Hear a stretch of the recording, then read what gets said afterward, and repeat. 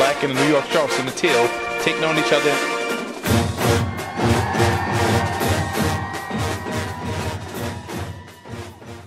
Welcome to FootballGameplan.com, where football makes sense. I'm Tyler Merkovich, alongside the Czar of Playbook, Emery Hunt. We're bringing you our 2010 New York Jets season preview.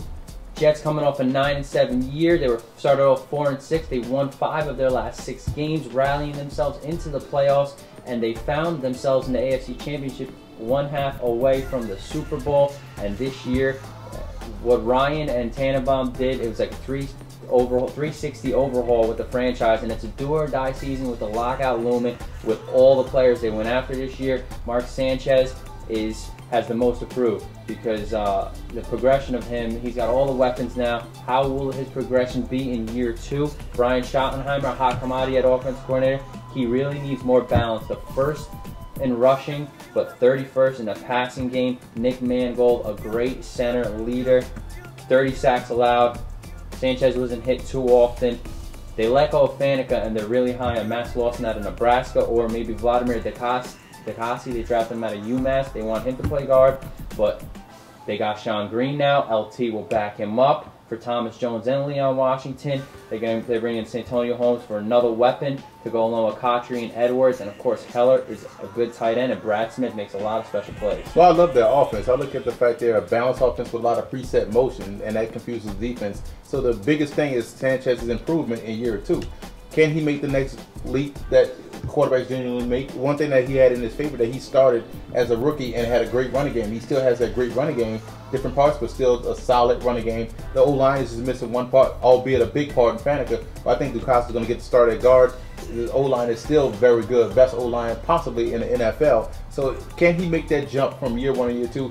Improvement in the passing game is going to be needed out of Sanchez to get this team from the AFC Championship game to the Super Bowl. And I also like the fact that they drafted McKnight to essentially replace Leon Washington. I mentioned him. Yeah, because you bring in a guy like McKnight, you lose a guy like Washington, a guy that was instant offense. You bring in a guy that McKnight, not as explosive as Washington, but a guy that has some wiggle, can return kicks, punts, and also can catch the football out of the backfield. Well, the hype going into USC was magnificent for this guy out of Louisiana. So I don't know, maybe he could find and really put up some good stats to find his niche in the NFL, which should be interesting. If I look at their wide receivers, you mentioned Santonio Holmes, he's going to miss the first 4 games, but the other guys, Cotchery, very solid guy.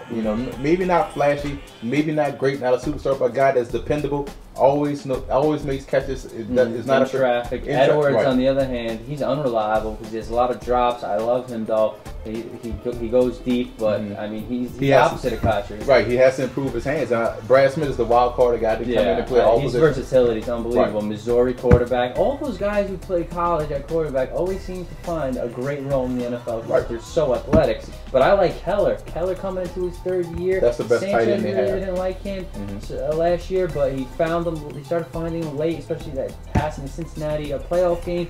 So I think Keller, this guy he's a real good tight end. Now they got to find a consistent number 2 tight end as well. Yeah, that's a question mark. They utilize a lot of double tight end sets, but they have to find a consistent number 2. And also, I look at the fact that Faneca absence. How can Dukas handle and step up big? But I think with those wide receivers and with those the rest of the linemen they have, you won't be able to notice Dukas unless he's really terrible. So he can be solid, he can be good. But unless he's terrible, you won't notice the difference between him and Faneca. Yeah, that's what I'm wondering with the second tight end behind Keller. Usually a lot of teams have other good tight ends, and can Woody and Moore, can they stay consistent like they did last year? Who knows? Should be interesting. And I like Danny Woodhead, too. I like him a lot, too. A guy that played at Division II Charleston State, but, you got to keep him around. Throw small guys in, huh? Right.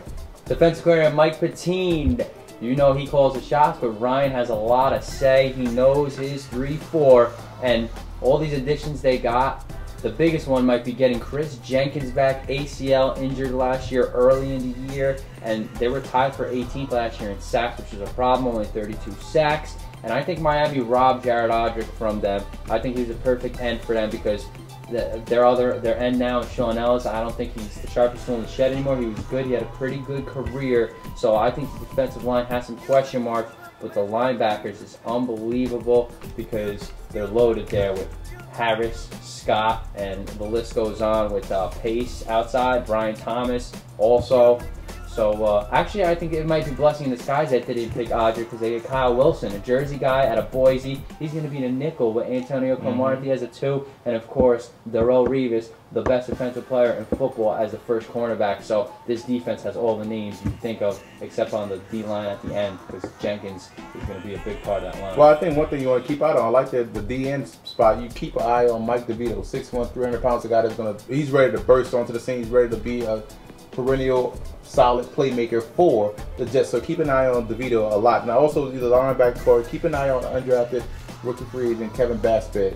Guy in Nevada, guy that can play. I think he has a legitimate shot to make this squad. He's going to provide another guy that can come off the end and rush the passer, which they struggled last year, which is why they lost to the Colts, because they couldn't get to Peyton Manning. Granted, a lot of teams can't, but when you're known for attacking, when you know you blitz a lot and you can't get there, that's going to be a problem. That's why they got exposed in the second. I mean, think about Baspet. He's making a name for himself with maybe 1 or 2 other good guys at Nevada. Now he's on a team who could maybe just find his niche with all these great players.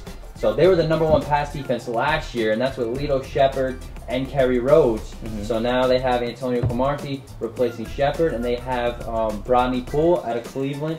He's going to replace Kerry Rhodes, and of course Jim Leonard, who's always sticking with Rex Ryan. He's there at safety too. So I mean, can this secondary get any better? Because they were first in pass defense, first in scoring defense, first in total defense. Interceptions tied for 13th, but still the secondary is going to be, on paper, it looks unbelievable. Yeah, I like the secondary. I like the depth that they have. I like Lowry. For some reason, a lot of people don't like Lowry, Dwight Lowry. Well, he's now your 4th. He's your 4th. I love Wilson as a 3rd. Right, Wilson is going to be the 3rd. That's why you draft him. And also keep an eye on undrafted free agent Donovan Warren, your boy out of Michigan. A guy that may have an opportunity to make the squad and have a lot of playmaking ability for the Wolverines, so you bring him into that defense as well. He can also play safety in the pinch. But I do love the additions they made defensively in that secondary, bringing a guy like Cromartie. Now he's going to throw the football, so he's a physical guy, likes to play in your face, 6'3". You look at Revis, you already know about his ability to shut down a wide receiver, the team's opposing top wide receiver. Wilson's a guy that's fast, athletic, and has ball skills. His quickness is uncanny. It reminds me a lot of Aaron Glenn, his instinct and quickness, how he can just instantly react on the football. So I like that as a nickel. You mentioned the depth with Lowry and company like that. Those guys are going to be fine. That secondary is the strength of that defense. If they can get pressure with the front 7, that's going to be the question of that defense. They have to get to the quarterback. Yeah, Cromartie used to be the main guy, shutting down the main guy, but he's taking down the second receiver, so I think that's really going to help. That's going to help out. Playing opposite Revis, I think, will benefit him a lot more than playing Quentin Jammer. Definitely. I'm just interested to see how teams are going to prepare for that secondary. Oh, it's going to be interesting to see. But let's not forget to mention they add future Hall of Famer Jason Taylor for depth at linebacker. So it'll be interesting. Special teams, Mike Westhoff leads the special teams unit.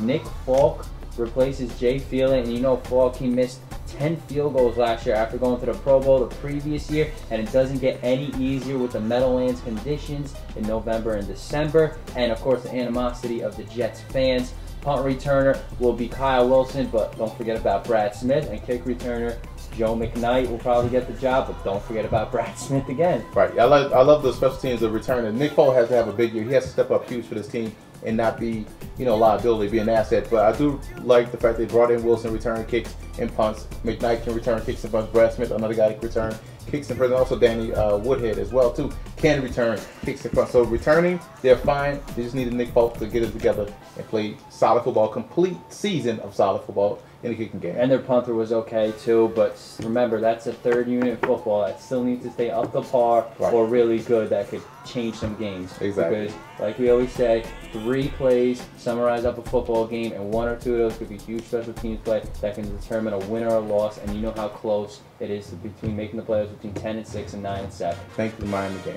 It will be very interesting to see the Jets this year with a loaded expectations are up, so it's going to be interesting in the AFC East, which will be a beast. For more, visit footballgameplan.com/NFL or check out our YouTube channel at youtube.com/footballgameplan.